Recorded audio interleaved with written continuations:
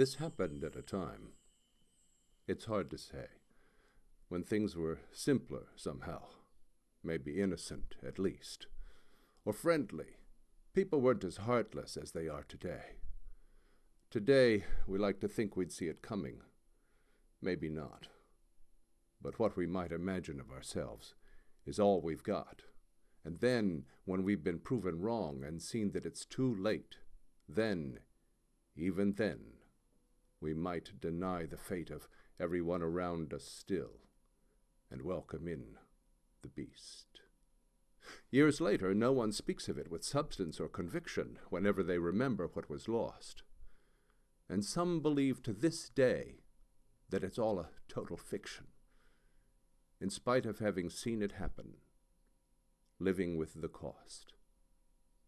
They veto every telling, any genuine description, the same way that they all ignored the village priest's prediction. So, no one's really sure of how it started, or of when. Just one day, she was here. The Gryla. She and all her little men. The Yule lads, as they're called. Her children, maybe?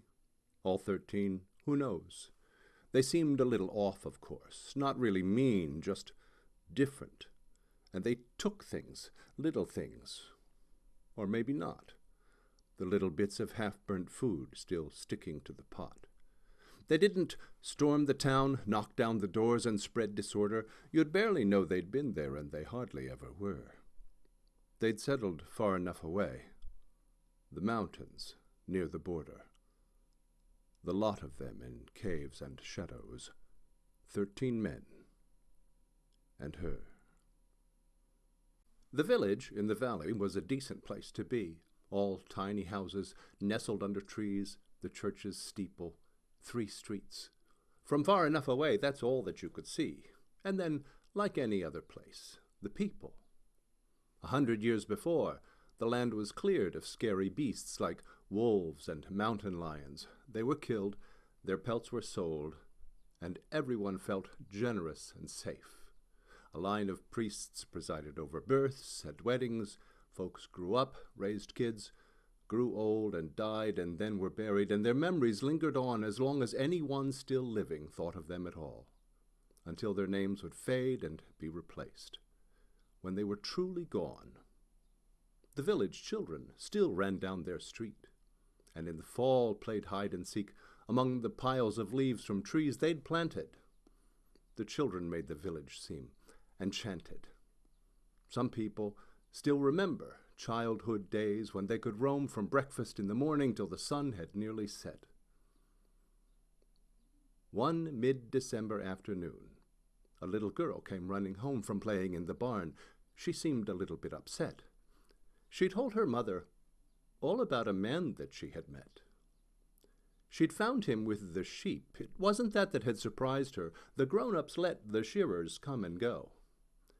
This man was in the straw, among the ewes, and recognized her, and called her by her name. This funny man she didn't know. He knew her name. He introduced himself as just a sinner, a simple, lonely fellow who was trying to be good, and asked her what her mother might be making then for dinner. And then she noticed both his legs were wood. The priest was in the kitchen having coffee, and he seemed to falter for a bit before he spoke. His face was grim. He looked up at the mother. "Scripture tells us we are all redeemed by charity, but not this man. Don't give him food. Not him." He stood up. "Well then, little girl, let's see this man you've come upon." They stepped out to the barn. The man was gone. The harvest had been over since September. Here and there a cow was still producing milk, and barns were filled with hay to keep them going, up till Christmas time at least. The air was crisp with cold, and shadows changed so quickly that the day, what little bit there was, seemed rushed and hurried, just as much as all the grown-ups, doing what they could while there was light. The mountains cast a shadow over everything. The dark would touch the snow around the village first and climb the hills, and night would fall, with all the children still in school. In winter time, they came home fairly quickly, as a rule. The next day, just a bit before the early winter sky was brushed with dawn, the little girl was up and on her way to school. She thought about the man she'd met and wondered why the priest had such peculiar things to say. The ridges of the mountains to the east began to glow with just a hint of morning. In the gully, by the road, she thought she saw an animal. It dashed off in the snow toward the barn. Again, the barn. Then slowed and looked around and opened up the door. Another man. Disheveled, clumsy, hurrying, carrying out some sort of plan. The girl threw down her things and turned to go back home. She ran. But by the time she'd gotten there and spoken with her mother, who didn't really understand, she thought it was the man from yesterday, but no, not him, another man they didn't know was in the barn again. And by the time they'd gotten there and found that he was gone, the mother had begun to think that all this carrying on was just a way to skip a day at school. And then she found, inside the barn, beside the cow, just sitting on the ground, the milking pail, and nearly full. She looked at it and said, "You must have left this overnight. This milk is spoiled. Go and clean it up, and then get off to school. Now go ahead." She closed the barn door quickly, kicking up a little storm of dust. The girl sat down. The milk was warm. And then she heard a voice from somewhere deep inside the hay, a sniveling sort of tone. It said, "Hello," and called her by her name. Again, her name, and then went on to say, "How nice the barn was. Outside in the snow, there isn't any place to sleep. And oh, about the cow, about the milk. He hoped he hadn't gotten her in trouble." He started to emerge then from the shadows. She could see him now, immense but worn and haggard. On his upper lip, the stubble was brushed with milk, a little like a child. He looked at her and wiped his mouth and smiled. "Your mother isn't certain I was ever here at all. We might as well not bother her again. The milk is fine. I saw the bucket hanging on the wall. The cow looked like she needed milking, maybe just a little. All I did was take a little, just the froth. It doesn't really make a proper meal. Perhaps you have some bread and then a little bit of broth. Don't tell your mother it's for me. She doesn't know I'm real. I'm glad you're here. I wouldn't want to steal. My name is Gryla. You met my brother yesterday. He's Stekestauer. You frightened him. He tried to run away, but then he caught a wooden leg on something and he fell. He's here, and hungry too. If we could stay here for a spell and have some food, but you don't have to tell. Your mother's very busy. She has so much work to do. She wouldn't have to worry if we came and talked to you." So she got them some bone broth, some butter and bread, and they ate it and thanked her and went back to bed on the hay in the back of the barn, while the daughter made sure they were comfortable, got them some water, and watched as they lay down to go back to sleep on the straw like a dog or a cow or a sheep, and she went off to school. Then at dinner that night, now and then when she thought she was out of the sight of her mother, she pocketed things from her dish, like a little potato, a handful of fish, or a half-cup of skyr with some jam on the side, so it looked like she'd eaten it all. Then she lied and she said she was full and got up from the table to go do her chores in the barn. She was able to carry it all to the men in the straw, who were wishing the water she'd brought them would thaw. They were grateful for food when she came to the door, and they ate it all quickly and asked her for more. Then the next day at school, when she saw her best friend, she played quiet and pensive and tried to pretend there was nothing to talk about, really, although she was burning to tell someone. No one could know. But her best friend seemed nervous and flustered as well. There was something, a secret, that she had to tell. Just last night, after bedtime, she'd startled a man in the kitchen. He'd snuck in and picked up a pen, and she asked him his name, so he stood up as tall as he could. He was really impossibly small, and said, "Stufa?" Which made the friend giggle a bit. It means stubby, but really, the name seemed to fit. He was stunted and ugly and barely could see to the top of the stove, and he made her agree not to talk to her mom or her dad or her brother. He'd cleaned out a pan for her. Was there another? He'd scraped the sides clean and had eaten the grease with some moldy old bread. He had taken a piece and he'd mopped up the fat till the pan was like new.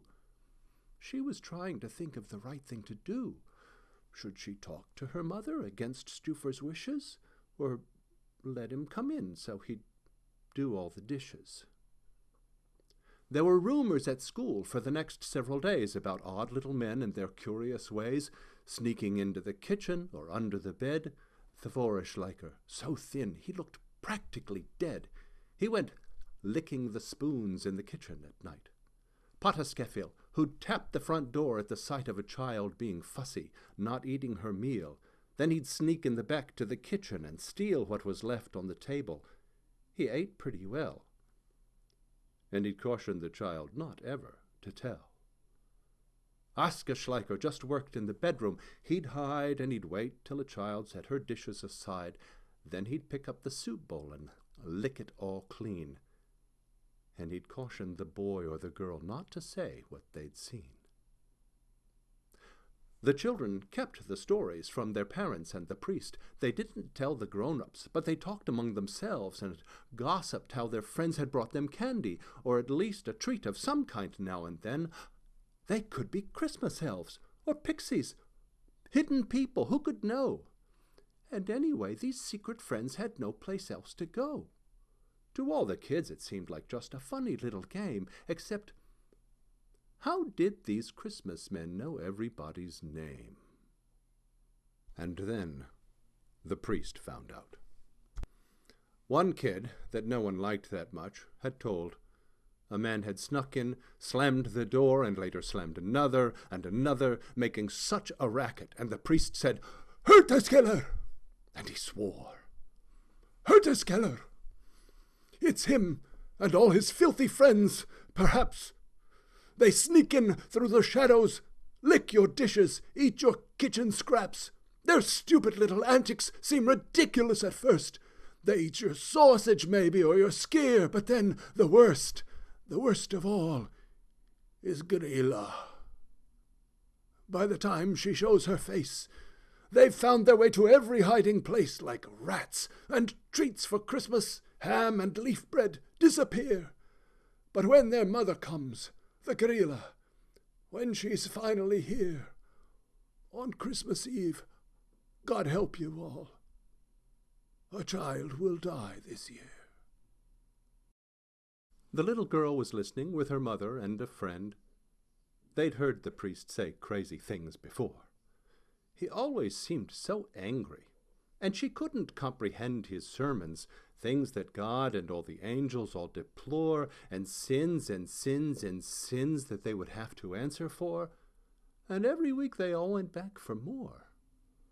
The mother glared and didn't even try to be polite. The priest had been around since she was only 10 years old, berating all the parents that their children weren't behaving right. He never missed a chance to taunt or scold, but demons stealing sausages at night? Most everybody hated him. He did this out of spite. And the visits continued.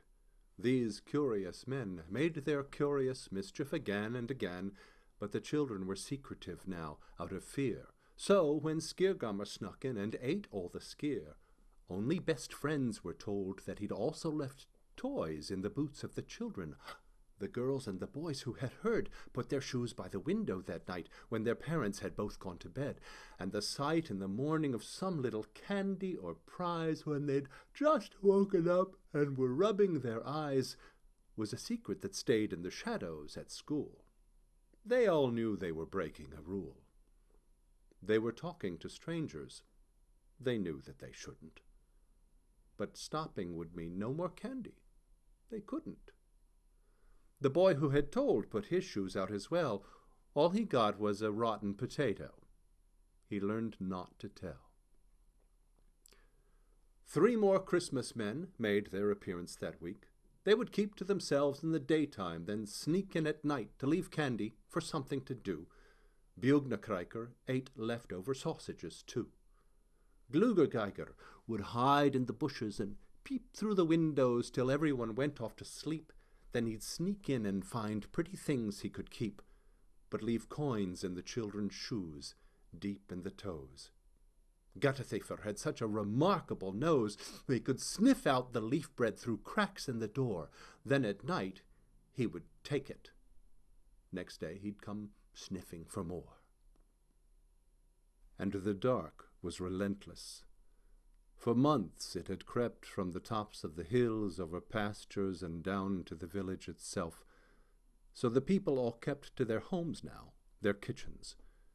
While most of the town huddled up to the stove, it would stalk every street, every turn, and inside when they sat down to eat, wind would blow through the cracks in the doorways and moan, and the world outside seemed to be frozen in stone while the dark turned the village to some place unknown.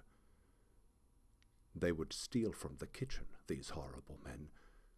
They would wait till the family had eaten and then gone to bed to commit that night's pitiful crime, stealing food while the larder was shrinking with time. And as Christmas grew just a day closer, one more of these miserable men found his way to the door, and the cold and the darkness rolled in at his feet.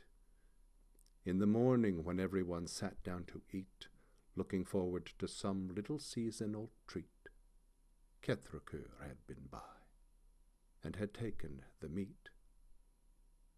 But he'd also left candy in this or that shoe, so the children had some little goody to chew, after picking at 2-day-old leftover stew.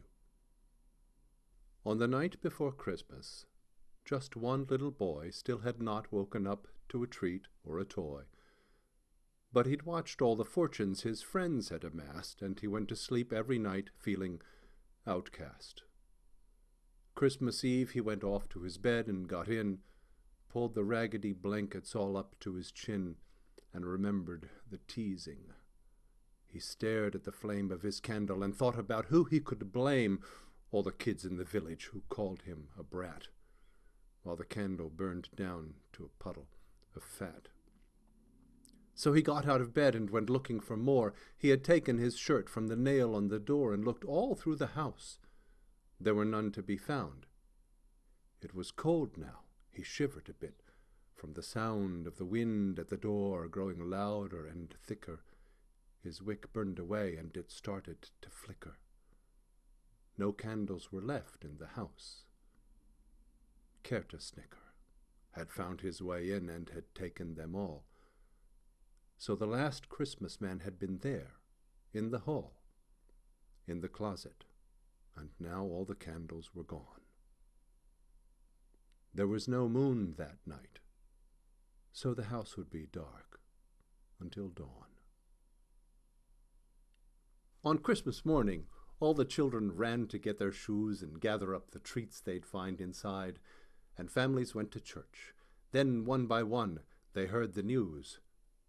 The mother of the little boy had run in, terrified and sobbing. She could barely speak.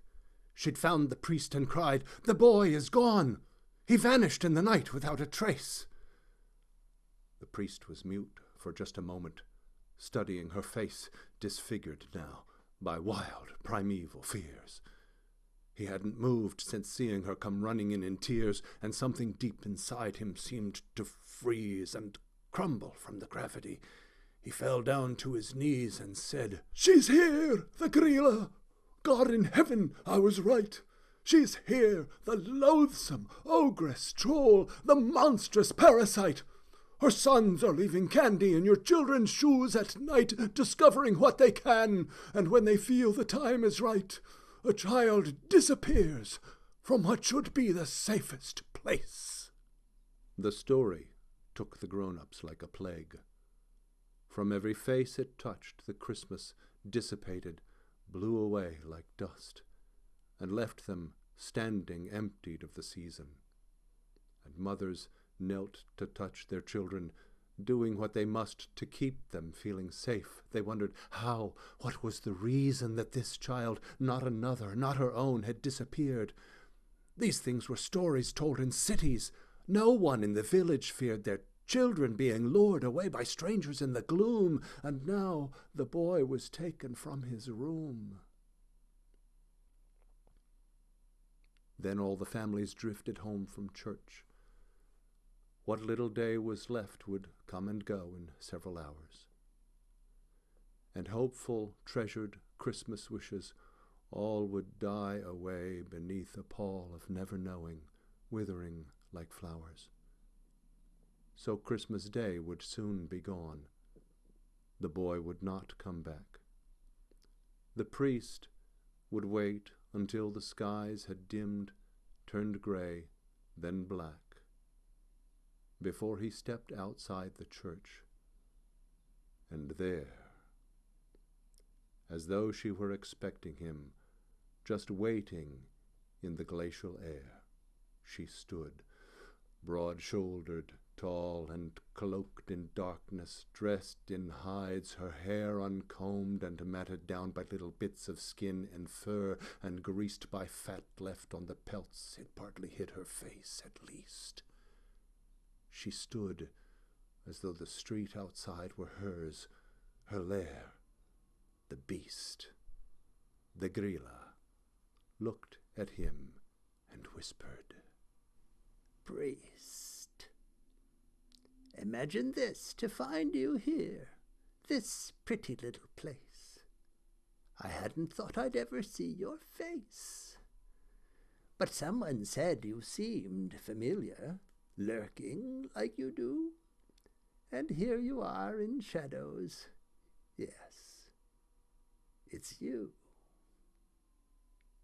The priest stood, gaping, impotent, recovering from shock, and rocking side to side, just slightly, balling up his fists. The beast went on. "So then, this lovely church, and oh, that lock. To keep me out, of course. It's good that such a thing exists. Don't you think so? I see you have the same one on your door at home. I haven't tried it. What's it for? To keep the village beggars out? Are they so crude? Are you so rich?" The priest was trembling now. He answered, "Bitch! How dare you touch this village, you and your repugnant heirs, your Christmas men! God help you! First you manufacture joy in children all around you bit by bit, then unawares a child is taken! Monster! Where's the boy?" The Gryla stood aloof. She rolled her eyes when he began, and barely seemed to notice what he said, except about the boy. She answered, "There you go again. Some disappearing child. Is he dead? And why ask me? I've only just arrived this afternoon. You think I know where all of your parishioners has been, or when they saw their children last? No, priest. I'm leaving soon. I don't like clergy, itemizing every little sin. You always miss the real stuff anyway. Oh, yes, it's true. The man who built this pretty little church, what did he do? Or is it even sin to beat your children and your wife? Since, I suppose, aside from that, he led a godly life?" The priest responded, "Villain! Demon! Would that I were God himself to smite you where you stand and end your hideous reign. Oh, please, you're all worked up. It's Christmas. Don't you find it odd that one grotesque, disfigured troll can make you so insane? I know I'm ugly, really. Just by walking down the street, I make the world afraid, and people everywhere retreat from loathing. Little children cry, but still I have to eat. The priest was limp. And have you eaten, Gryla? Where's the child? She answered, Your imagination runs a little wild, as I recall. It isn't very nice. The boy, perhaps he stumbled on the river, and the ice broke through. You'll find the body in the spring. It's horrible to wait, I know, but still, it's such a common thing. Once more the priest spoke up. His tone was stronger, but his voice was faltering. Stop, remorseless devil. God will strike you dead. I pray for it. The Gryla answered, Priest, I've made my choice.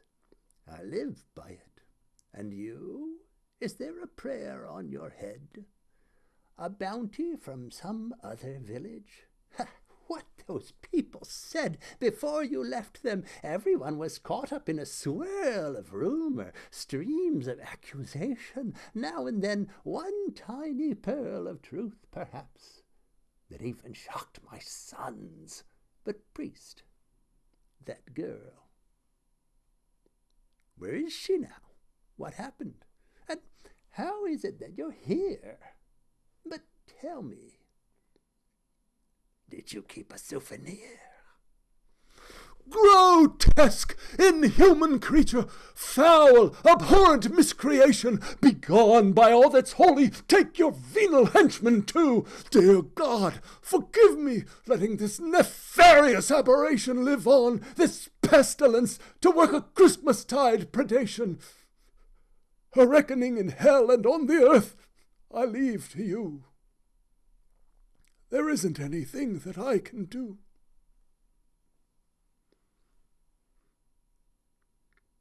The simple act of speaking, facing her, took all he had, and now, adrift, he turned toward the church, a friendly shore. He struggled with the lock, depleted, leaving thoughts of good and bad behind him, stepped inside and closed the door. The ogress on the steps had disappeared. She'd spent her life in shadows, and the night was easy for her. Things that children feared in darkness didn't matter. In the light, the shadows barely covered up her face.